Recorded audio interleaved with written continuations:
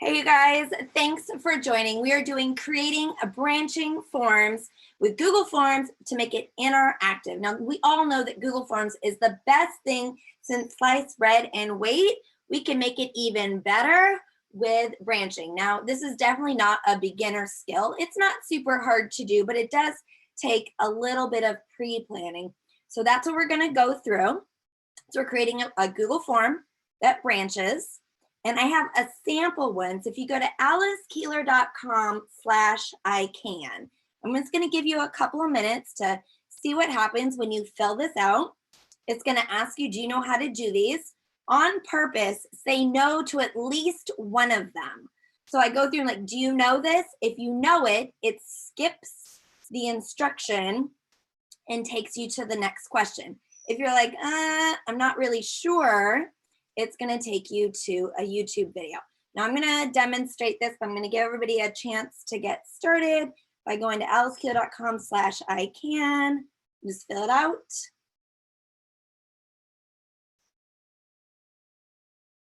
So I have that Google form right here. So when you log in, and you'll notice I'm not collecting any information from you to test this out. Can you use Google Drive? Yes. Can you share a folder in Google Drive? No. I go next, and you'll notice it says, oh, you said no, you don't know how to share a folder. Here's a video to teach you how to do that. I'm like, okay, cool, that was helpful. Next question, do you know how to sort data in a spreadsheet from a Google form? Kinda. Next. Like, well, here's the video, give you some instruction on how to do that if you didn't know how to do that. And it goes straight through there. And so this one, I say, yeah, I know how to collaborate. I'm good on that one. And you'll notice that it skips the video. I can set a document as anyone can edit, skips the video, and now I can submit. Okay, so over there, I'm gonna go back to screen sharing. And does anyone have any questions about that form that you filled out, or just about branching in general before we get started with how do we make that? I had a question because on that first one, you had two questions. What if you said you didn't know both of those things? Yeah, that's a great question. I don't have a video for the first one. So I made an assumption that you are familiar with what Google Drive is. So that's a great question. So when you set up your branching, you can only have one question that branches in the section. So you'll notice I did not have all of the questions at once. What I had to do was create sections within the Google form. It says when you answer this question, go to this section, depending on how you answer. So if you do put more than one question in a section, only one of them can determine the branching. Any other questions? So I made that Google form based on, I had initially given it as a survey, the whole thing. I had all the questions, you saw all the questions at once. And then when I looked at the data, I noticed almost everybody answered the first question, like, yeah, I know Google Drive. And then a lot of the others was, yeah, they didn't really know it. And I thought, well, I never was able to get to those elements in the workshop that I was doing for a lot of them. So I actually went back and I created sections in the form where I was able to put the videos so I could send that back out to all the people that were in my workshop. I'm like, well, I didn't get to show you these things, but if any of them like you really wanted to know, here's a way you can get some instruction on that. So that's how that form came about. And just double check in with if anyone's making any comments on YouTube. Any other questions? Okay. So we're going to create a branching experience. I'm going to show you how to do this, and I hope that you will do it with me. The most important thing when you create a branching experience, don't have all your kids around. You got to plan it out, and you got to really think and map it. It's tricky, and then even if you do think and map it out and you try it, there's going to be a hiccup. And so let's just do some math. You remember when you were in, I don't know, 5th grade, and you'd figure out how many outfits you could wear if you had 3 shirts and 2 pairs of pants. I'm a high school math teacher. I'm pretty sure I also taught that at high school. But every layer that you have that has an option then you multiply it, right? So if I have 3 shirts and 2 pairs of pants, I have 6 outfits that I can wear. If I have 3 shirts and 2 pairs of pants and 5 pairs of shoes, 3 times 2 is 6 times 5 is 30. I could make 30 outfits. So the reason I'm mentioning that is it's just like that, is how many different ways can you fill out this Google form? So every time you add a branch, it's a different possibility. So when you go through to test it, you got to think about testing all of the branches to make sure that you mapped it correctly. Good luck with that. I'll let you know when I've mastered this skill, because inevitably it like keeps looping back one of the sections that's supposed to move forward and I didn't do it right because, you know, I'm human. So the fewer branching you have, the less complex it is, obviously. So plan it out. How are you going to, what do you want to branch and where is it going to branch to? Now, once you've planned that out, don't make any questions. That's where it gets like a big, if you try to like build this airplane while you're flying it, it's going to be less than awesome. So my friend Melody on YouTube, she's like, I'm surrounded by kids right now. So I guess Melody's not going to be making a branching form because we're going to plan this out. And you're going to create your sections. And after you create your sections, then create your questions. Because otherwise it just becomes too hard to keep track of what you need and where it needs to go. It needs to be a multiple choice question to create the branching. So you're more than welcome to have free response and any other kinds of questions, but you do need multiple choice to actually have it branch out. And then you got to do the settings on the branching. Did everyone bring a mimosa? Are we ready to do this? Yeah. All right, so I'm going to move this down a little bit so it's out of the Zoom window. And I'm going to do forms.new. Now this is like my favorite way to access Google Docs. Slides.new, docs.new, forms.new, sites.new, which by the way, sites now has templates. That's a new thing. But I think you need to actually go to sites.google.com/new if you'd like to see the templates themselves. Total side. So forms.new is what we are going to do. So if you could create a Google form,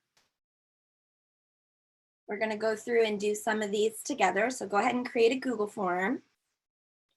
And I'm going to name mine sample branching. And I'm not doing a quiz. You certainly can do a quiz. If you give students a quiz and they get the question wrong, I personally like them to get immediate feedback. You didn't do this right. Here's how to do it right. Trying to get them that feedback later, like they're still going to care about it after they finish taking the quiz. Probably not. If I can get them right here in this moment, that's going to be better. So you could definitely do this as a branching quiz, but I just put in my directions or my description of this webinar that we're going to focus on doing it more instructional rather than assessment, but it would be exactly the same. So sample branching lesson. Call it what you want. I, on a regular basis, get someone who tweets, emails, Facebooks, whatever else. I forgot to ask for the kids' names, and I had them all take this Google form. Can I figure out who took it? No. You cannot get any data you don't have. So it's real important that you set it up right away to make sure that you ask for their name, what period they're in. The safest thing that you can do is click on the 3 dots in your form and go down to preferences. If you've never done this, you're going to do it now. 3 dots, go to preferences. And it's going to give you these settings where you can default to automatically collect email addresses. Now, I am not making a quiz, so the quiz points values are irrelevant. And something to understand is I'm pretty sure they're always changing things on me. If you have a branching quiz and it grades it and there's points on a question they skipped, I'm pretty sure they just get a 0 on that question, which is pretty unnerving. So be aware of that. So we're not doing quiz today. It's a whole level of complexity of doing the points and whatever. So I don't want to do that. But make sure that it says collect email addresses. Now you're like, Alice, I told it to collect email addresses and it's not showing collect email addresses. Yeah, because it's wanting to do it on all future forms. So any forms you have right now, like this one, does not automatically collect the email address. So we are going to make a good habit of every time we make a Google form is clicking on the settings cog. So let's go ahead and click on the settings cog. We do that 100% of the time that we make a Google form. I don't use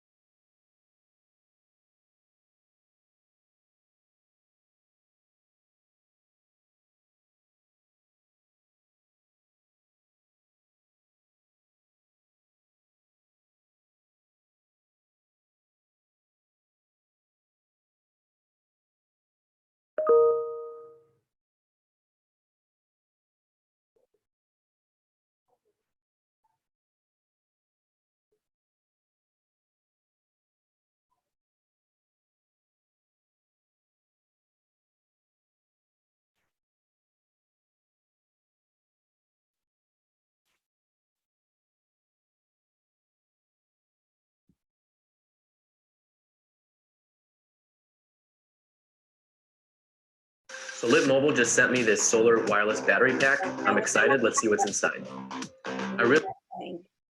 Okay. Zoom just kicked me out. I'm not sure what happened. Lit Mobile just sent me this solar wireless battery pack. I'm excited. Let's see what's inside. I'm going to go ahead and mute all, but please unmute yourselves.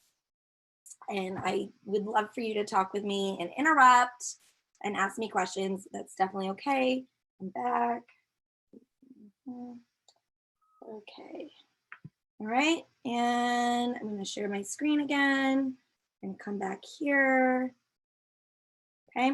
I don't like to do the limit to ones, especially since it's not a quiz. I'm doing an instructional form. Well, if you need to like teach yourself 3 times, isn't that the beauty of using technology, is that you can watch your videos at double speed. You can redo something if you didn't get it.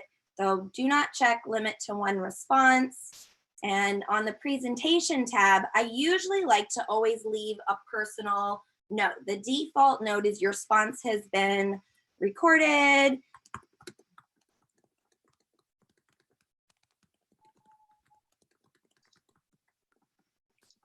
So I will typically like think about after they do this, what do I want them to do? So maybe I have a quizzes for independent practice, or I have a collaborative Google Slides for them to share a writing sample or something. So I'll just tell them, okay, after you do this lesson, go do your independent practice, and here's where I would go. And I'm not using the quizzes tab because this is not a quiz, what I'm showing you today. And I'm going to click save. So go ahead and make sure you have your settings that has the email address. And now for all your future forms, it will automatically collect the email address, which I always do, even if I don't want their email address, because inevitably there's one person that I need to like, wait, I need some clarification on here. And it's just nice to have. I only have 4 slides, so I don't think my, so an answer live. Would it be possible to get my slides? I don't really have any slides. So my whole presentation is the video. The only thing I have in my slides, it looks like there's a lot more of them, but I use Slides Mania to say, to make them. So it's just like a whole template. But actually I just have the greeting title, the sample form, set of directions there, and I got something else. That's it. That's all I got. So not really. So the answer is no on the slides. Okay, back to my form. My still screen sharing. Oh, one of these days I will learn how to use technology and it will be lovely. Yeah, no, you're not screen sharing right now. I am not screen sharing. It looks like How did it stop screen sharing? Zoom is glitching today. Feels pretty obvious because obviously I use Zoom all the time. The biggest issue I have with Zoom, besides the fact that it sometimes lets in porn, is the pieces of Zoom hide like my tab. Oh, I know what I did. I clicked on this tab and I accidentally clicked stop share because they're right next to each other. Okay, so there you go. All right. So now what I would like to do is I'd like to create some sort of a tutorial. Now, how many times, now I'm a math teacher and my students are 9th grade algebra. The only way to get into 9th grade algebra is to fail 8th grade algebra. So how many of my students are sitting through a math lesson for the 5,000th time that they've already heard that they may or may not know how to do it? Like, why do you have to sit through a lesson if you already know how to do it? So why not start your lessons using a Google form rather than just assuming they don't know anything and giving them the entire lesson? And so now we can give students an opportunity to have more time to do a project and independent practice when they don't have to take notes on things they already know. So what I want to do is let's do a lesson on exponents, and I'm going to just see, do they know it? So I'm going to go ahead here and make a section. Remember, we got to plan out our sections first. I like to call the first section demographics. So that's going to be their name, their period, these kinds of things. I don't want to make these questions right now. Remember, I said first thing, we're going to plan out the sections. So I want to know what demographics they're in, and then I'm just going to do a basic question. So I want to do exponents, question 1. And so what I'm going to do is I'm going to give them a math problem. Can they answer it? If they can answer it, I don't need to tell them how to do it. So I always want to make a section for what happens if they get it wrong. So you'll notice in the floating toolbar, you've got the top one is to add a question, and the bottom one in the floating toolbar is to add a section. So that's what we're going to be doing, is add a section. And I just do it as like question 1 revisit. And then I'm going to add a more complex question. Question 2 exponents. If they get it right, awesome. If they don't get it right, I'm going to send them to a section. Question 2 revisit. And then I'm going to make a section. I'm just going to call it quick assessment. I'm not going to let them skip. Okay, so do you notice how I have to have 2 sections for every question? Because I have to send them somewhere if they get it wrong. And if you start building questions, you're going to miss sections, you're going to be dragging things around, and you're going to be very grumpy about it. So what I'd like you to do is in your Google form is to create a demographic section. And again, it's that last icon on the toolbar. And then you're going to create a section for your first, check. Do you know this? What are you going to ask them so you can say, do you need me to teach you this? Do you know exponents already? And then you're going to create another section for what if they get it wrong? And then we just keep building the lesson. So we're scaffolding it up and saying how much directions they have to do. All right. All right, great. I'll give you a couple of minutes to do that. Does anyone have any questions so far?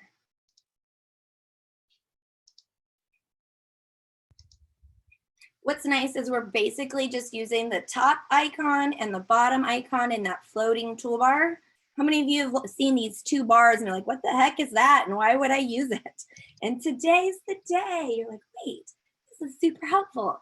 I can chunk this up so it's not like feeling like 5,000 questions all at once.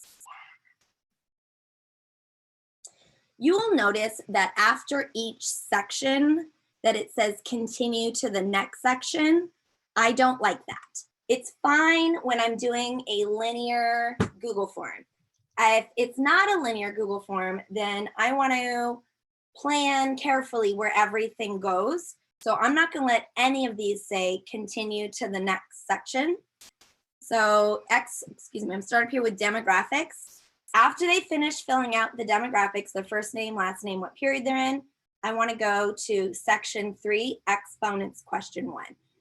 It is so much easier to create this where does this go if you have named your sections. If you leave them section 1, section 2, section 3, notice that section 3 is not question 3. Do you see how that gets really confusing super quick? So always name your sections. Exponents question 1 is where that one will go.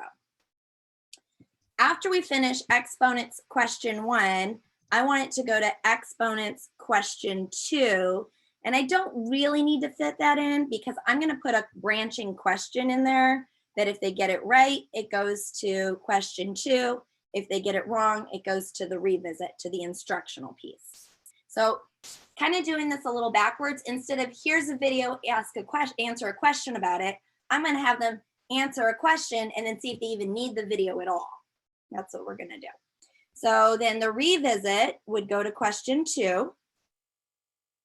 Question 2 would go to either question 3 if I had one, but I've got quick assessment. And after they revisit question 2, they would go to quick assessment. And then since quick assessment is my last section, it by default has submit form. All right, so you want to go through and make sure each of your sections, you're not leaving it to chance. You are very specific, like this is where you go next based on this question.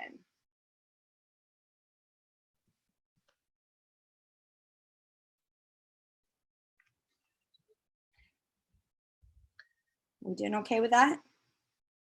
My next tip is when you add questions to your Google form, that is, what is your name? That you put your first name and the last name separate. So I'm going to say, what is your first name? I'm going to have it required, so I'm going to toggle that. I know all of you love a good keyboard shortcut. Control, Shift, Enter. Control, Shift, Enter adds another question.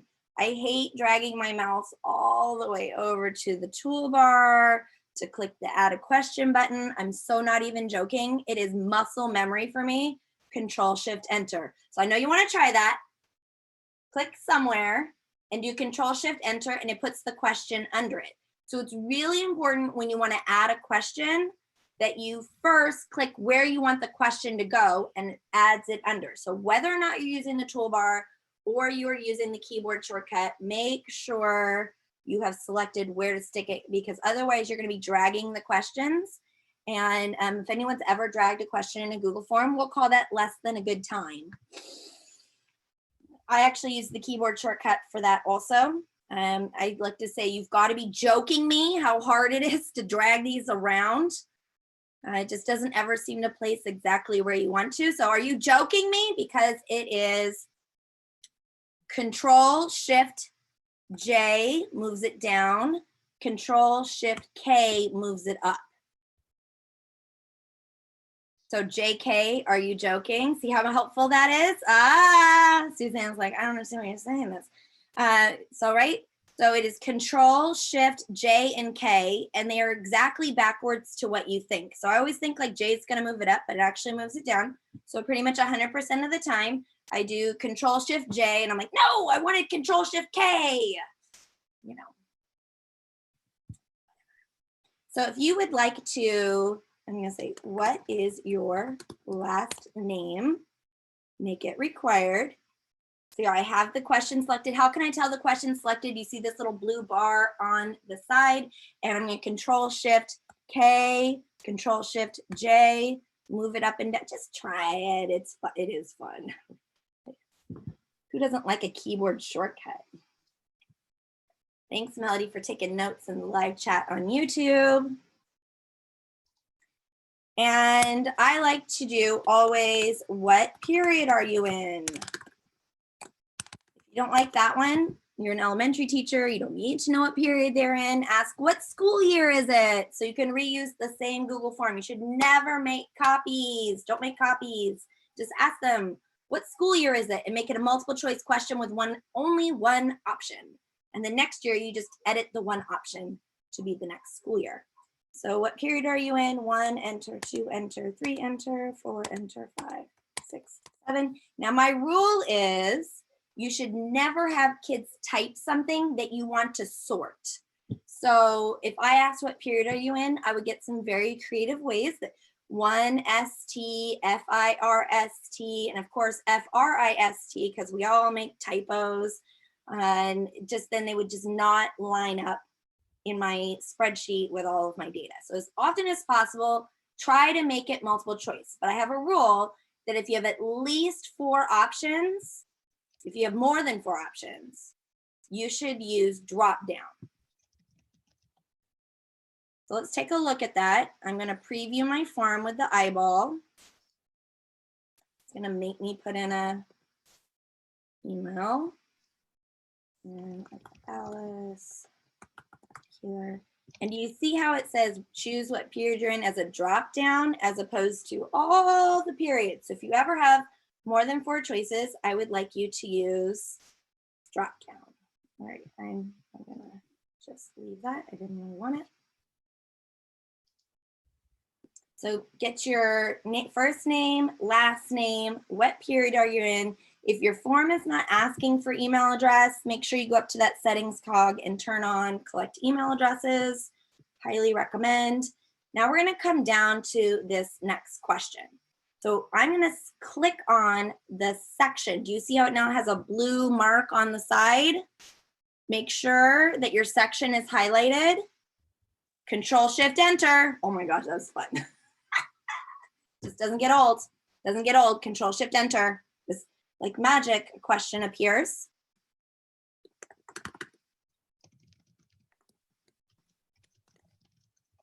So I'm going to do what is X times X. It's going to be really important that my answer is multiple choice. Now, I've been teaching math 1-to-1 my entire teaching career. For 20 years, I've been doing math. And while Equatio exists, you'll see that I have these little blue things here that lets me insert. Let's do it with voice typing. X squared. Look at that. It's gonna do it. Even though it lets me insert math symbols using Equatio, it inserts it as a picture, and the pictures don't show up in your spreadsheet, and I don't even think it's necessary. I teach the kids how you would type it into a spreadsheet, and then it doesn't matter what program I use because I don't feel like, well, it doesn't have math symbols. Well, my kids know what math symbols look like using non-math symbols things. So maybe you have X squared, 2X, 3X. I'll just write X plus X even. Okay.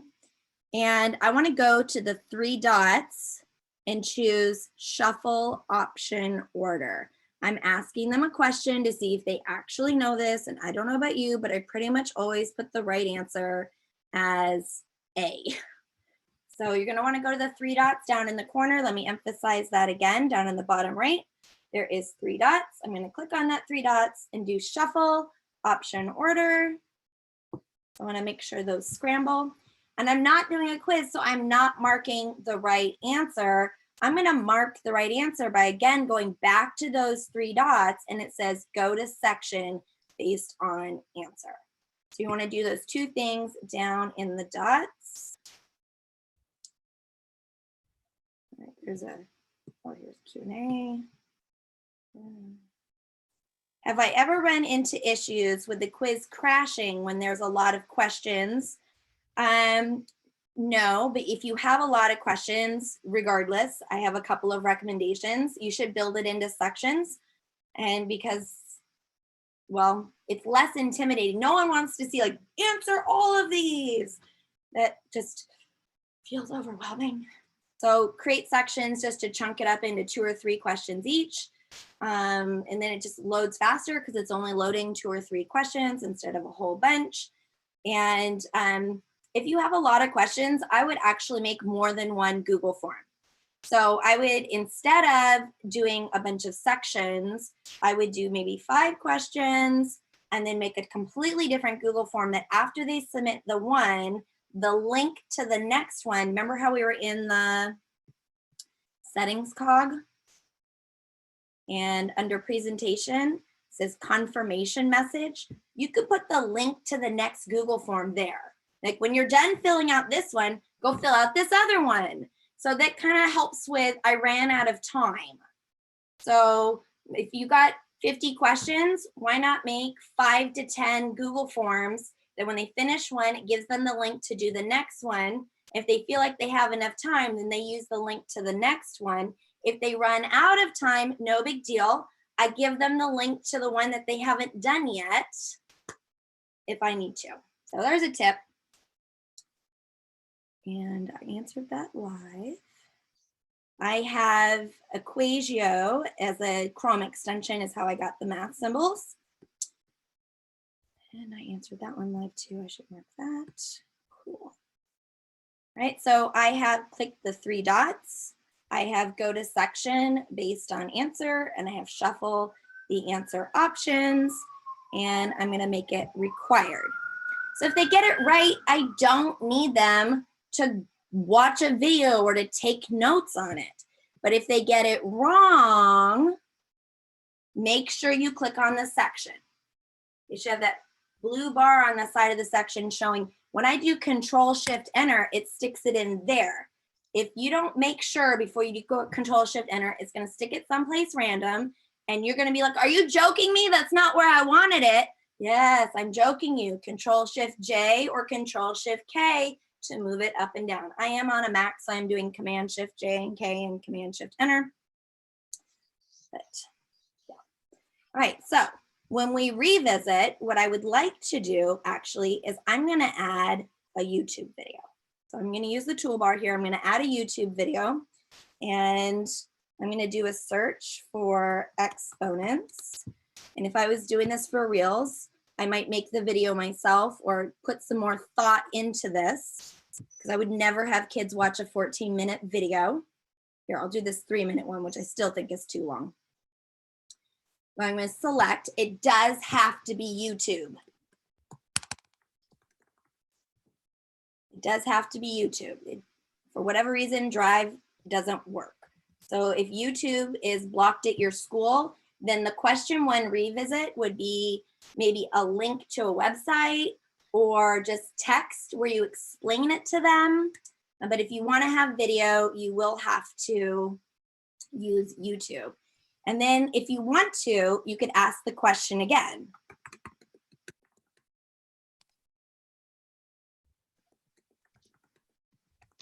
So I'm going to ask a slightly different question. I'm going to, again, it needs to be multiple choice. I'm going to do the 3 dots and go to section based on answer and use the 3 dots to shuffle the option order. Oh, I got distracted by someone asking a question. I did. So on this one up here, if they get the right answer, I want them to go to question 2. And if they get the wrong answer, they have to go to question 1 revisit. And all of these are wrong. Question 1 revisit, question 1 revisit.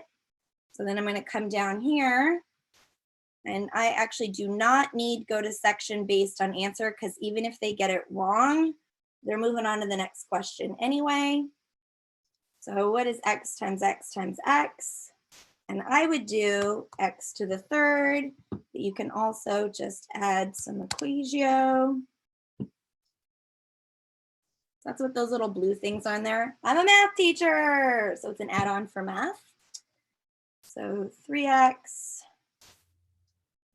2x, and I'll throw an x squared in there.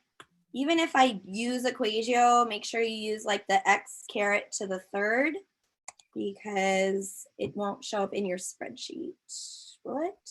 Might. I haven't used it in a while. Okay. And then question 2, exponents. So I'm going to select that section, Control-Shift-Enter, more complex question. Do you know this?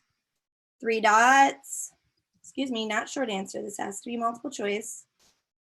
3 dots, go to section based on answer, shuffle my option order.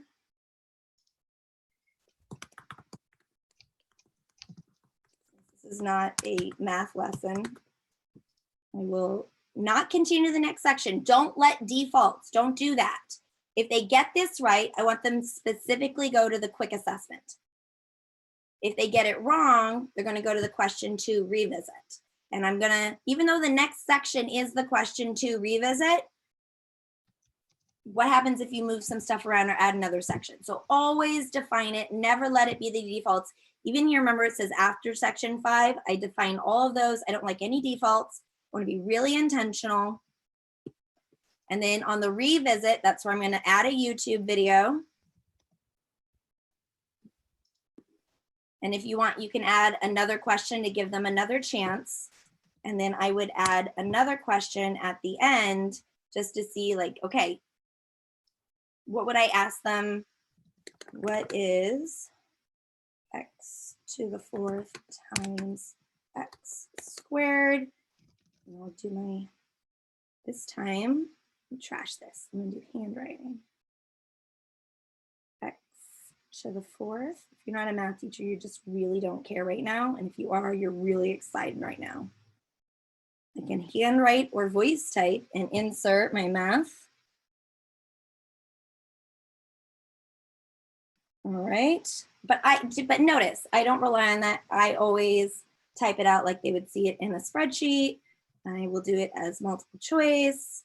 And when they submit, then I get all of the information. Did they learn? And if they didn't, maybe I'm gonna jump into a video with them or sit next to them or give them some other way to learn this, because the definition of insanity is to do the same thing and expect different results. So this is a good way to kind of get started. Once you learn a concept, you can do it independently with videos. That didn't work. You know what? Come to me. We'll work on it together or something. I'll find a different way to have them access that information, because if they didn't learn it, they have to access it a different way. A lot of people say that, and one of the people that says that is my hero, Joe Bowler, which of course I'm never very far from a Joe Bowler book. Okay. Once you give that a try, you're going to add a YouTube video. If you already have a YouTube video that you've created, awesome. You'll notice that when you add a video, you can do a search. Probably not what you're going to do. You've already done your search over in actual YouTube, or you have your own channel with your own videos, possibly that you've done. I like to use Screencastify. Screencastify uploads to YouTube, so it's a quick and easy way that I just click the Chrome extension, it starts recording. I like to keep my videos under 30 seconds. Let me explain this to you, and then bop it over to YouTube so that I can paste the link here. Okay. Questions? Getting the videos in there? Give it a go. I have one last thing for us to do after you've got it to work. So what you got to do is you got to test. You got to test your form.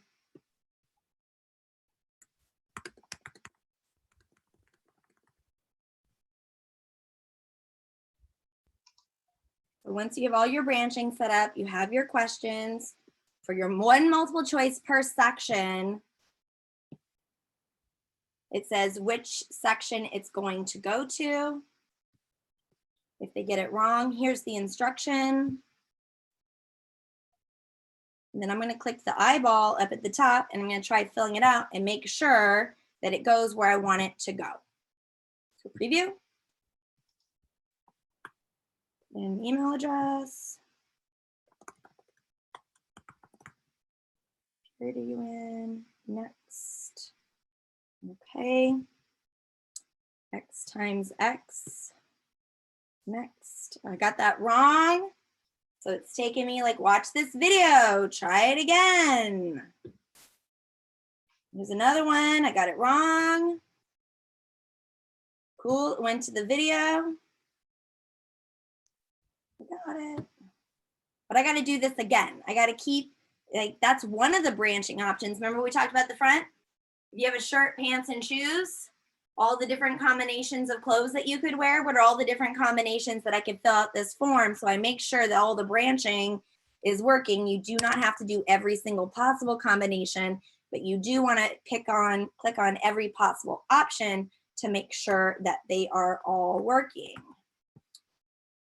filling it out for fake now. Okay, if I get it right, it does skip it, goes to the next question. Now I'm going to do the other wrong answer this time. Yep, takes me to the video. You have to check it. Okay, I'm going to check the chat, see if anybody has any questions in the chat. Not so far. Q&A.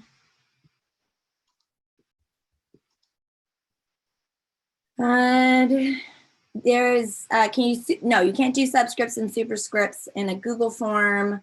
It just doesn't have rich text. I don't understand that, but whatever, I don't make the rules.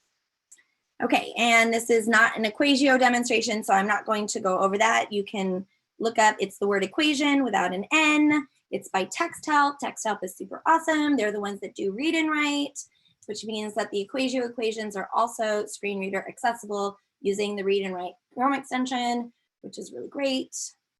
I'm checking YouTube. Doesn't look like I have any questions there. Anybody else have any questions? Are we successful at it? Susanna doesn't look confident. Okay, we're good, we're good. So the last thing I need to do is after I've tested it a bunch of times, I need to click on the responses tab and I need to go to the 3 dots and I need to delete all the responses because those are all my tests. Ooh. So I usually have probably 10 or 12 tests because I will usually find that I had, that I didn't do it right and have to recheck all of my mapping and my branching. And so once I feel like confident that all my branching works, I go to the responses tab, 3 dots, and delete all responses. Now, of course, you also want to, at this point, create a spreadsheet so you can see the student responses coming in. I like to do it from a spreadsheet. This gives me a single list, and I can tell if they're successful or not and which students that I want to pull aside and give them additional instruction if they need it. Okay, that was the basics. And then, of course, I've got something fancy for you. So last chance for basic questions.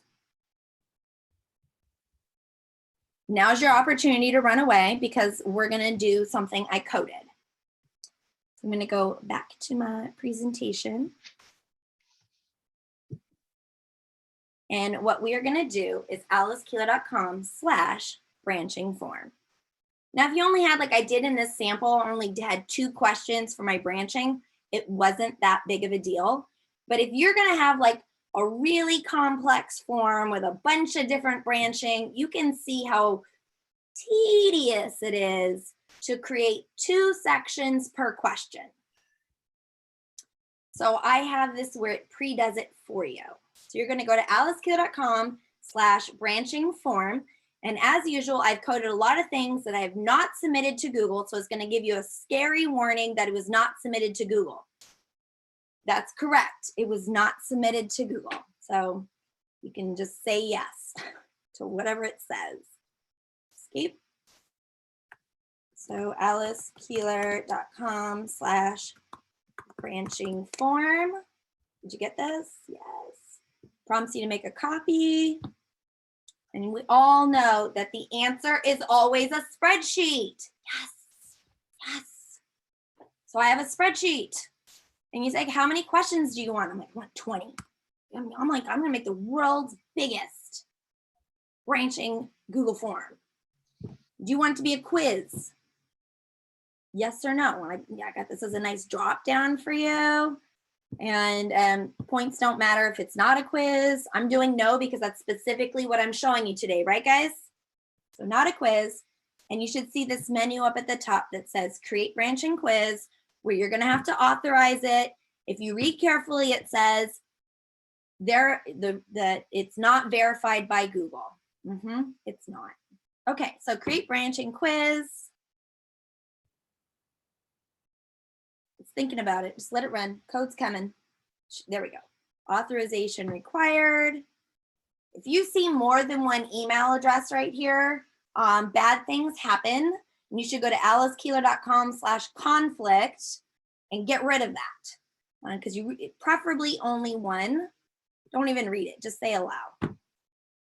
You've made a copy of it. You're the owner of the code, so you're only accessing your own stuff. Okay, it's running the script. It's doing it. Wants to. It's making me a form with 20 questions in it. No, it's not. It's making me 20 sections. No, it's not. It's making me 40 sections. It's glorious that I will not have to click that many times. Okay, so you'll see it has now got down here in the bottom. It says form responses. So this is where all of the form, when the form is filled out, the spreadsheet is automatically created. And it should add a tab giving me the link to the form. I think it's just still making the form. I should have picked a smaller number than 20. This is what I get for trying to show off. But I did code it myself, so I want to show off. Okay. And, oh, there we go. See, I thought so. So you'll notice that I now have 3 tabs down at the bottom. So I originally only had 1 tab. And now I have a tab for, this is where when they fill out the form, all their responses will come into that tab. And then I have a tab that just gives you the information so I can go edit that form. So you'll see, look at this. It automatically puts in there, what's your first name? What's your last name? It makes the whole demographic section for you. Do you see how I've saved you hours? I've saved you hours. And it says question 1, and it's got the question in there. Question 2, I cannot code the branching. Like Google Apps Script just doesn't have that capability. So you will have to obviously edit the question to be an actual question, says Captain Obvious. But you'll need to go to the 3 dots. And even though it defaults to section-based order, you're going to want to shuffle the option order. And you're going to have to manually say, okay, question 1, if they get it right, goes to question 2. And if they get it wrong, it goes to question 1, revisit. And remember, after the section, I don't like those to be defaulted. So I like to set those myself. So you'll have to do all of those. But notice how I have a lot of things added in this form that I didn't have to manually add. So yes, that is it. That is all I have for you. So alicekeeler.com/branching form helps you to do this just a little bit faster. You just have to be willing to authorize it. All right. It's right, Melody. It is not authorized by Google, but it is authorized by Alice Keeler. I personally coded it. Notice you went to alicekeeler.com/branching form. So you should have confidence that it's something that I made. And obviously I have no desire to have more documents in my Google Drive. So I don't want yours. I don't get access. You're welcome, Debbie. Thanks for joining. I got that done a little faster than I thought I would. I'm like, this is going to take a long time. I hope an hour is enough. I was able to get through. So, any other questions? Is this going to be on YouTube so that we can go back over and Definitely. So it is on, alicekeeler.com/YouTube is my channel. And if you would subscribe, I would really appreciate it. Okay. What if you delete the responses and you didn't mean to delete your responses? Can you undelete? No, but do you have a spreadsheet? So the spreadsheet and the form are like they're married. So what happens is when I create the spreadsheet, a copy of the answers go to the spreadsheet.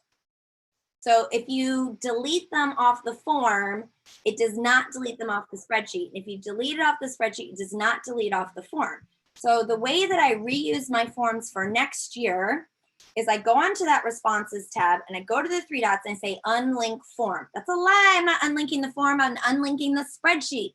The spreadsheet and the form get a divorce. And just like in a regular divorce, no one dies. We just go our separate ways. So you have all that data over there if you want it. But now your form, I'm going to do the 3 dots and delete all the responses from last year. So it's ready to go. And then I click the spreadsheet icon to create a new spreadsheet for this year. So if you have a spreadsheet attached to it and you delete all the responses, then you'll have a backup. If you don't have a spreadsheet married to it, then you won't have a backup. I think I could probably continue that marriage analogy a little further with that getting a reminder or not. So, yeah. Any other questions? All right, well, thanks. Oh, I have a question. Would you go back over, I'm stuck on, I've created the copy of the branching quiz and all that, and it's run the dialogue, but now what do I do? so there's a tab that gives you the link to your form. So you notice there's 3 tabs at the bottom. No, actually nothing is at the bottom of mine. On It the, on the spreadsheet, there has to be at least 1 tab. Okay, you know what? Maybe I just need to make a big screen of it. Make it into, yeah, I have, it says go at the bottom. There's one Okay, tab and that that's says, the only one. yes. Okay, did you use the menu at the top? You have to actually, you have to run the code. You have to use the menu to run the code. Okay, what does that mean? Because I said create a quiz and I went through all that. Okay, so yeah, the create a quiz, create branching quiz, and you might not have authorized it correctly. So if you only have 1 tab still, the code didn't run right. So what happens is you are using personal email and you're logged into the spreadsheet in your personal account. And then you run the code and it's like, which account are you using? And you pick your school account. And then it's like, these don't match. I don't know what you're talking about. I see, So okay. that's my guess as to what happened. So you want to go to alicekeeler.com/conflict because you like half the time when someone's like, this isn't working. Well, it's actually an account conflict. You have your personal and your school and bad things happen because it gets confused. I'm like, you did absolutely made it in your school account, but it made it in your personal account. It just randomly switches on you. Yeah. It's not your fault. And then you're like frustrated. So I actually have probably at least 20 Google accounts that I rock all at the same time. And the way to do this, have Chrome profile logins instead of adding accounts. And it just like solves all your problems. Kumbaya. So alicekeeler.com/conflict is my blog post about that. Got it. Okay, I'll do that and look. Yeah, because it is, I am signed into my school account, but it's obviously there's something wrong. So I'll work on that. Great. All right. Yeah, just keep playing. It obviously it works. You have the same code I have. We both went to alicekeeler.com/branching form. So a lot of times, again, it's just the account conflict. So give it a go. It's at least exciting that it just made all that stuff without you having to do it. All right. Yeah, thanks, Anne. Thanks for joining. All right, if no one else has Thank any you. questions, I've got other meetings to go to because I feel like that's all I do these days. You guys with me on that? Yeah. Yeah. All right. Bye. Bye.